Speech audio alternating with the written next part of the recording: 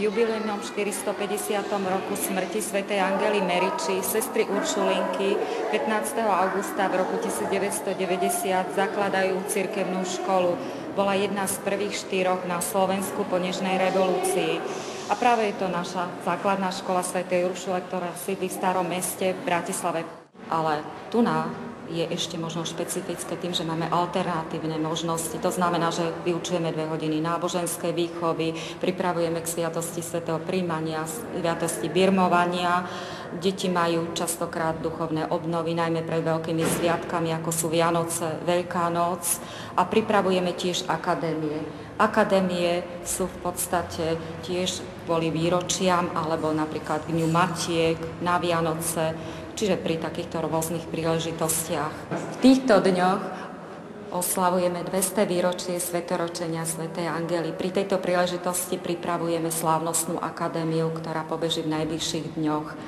Čo tam všetko deti pripravujú. Budú hovoriť napríklad scénky o svätej Angele, o svätej Uršule, privítajú svojich rodičov, svoje sestry Uršulinky spevom, tancom, recitáciou. Skrátka, majú veľkú radosť z toho, my veľkú trpezlivosť a dúfam, že nám to dobre vyjde.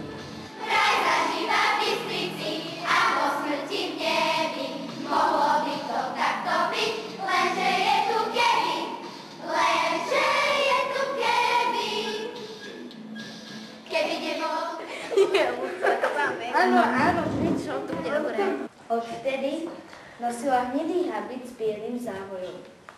Volali ju sestra Angela.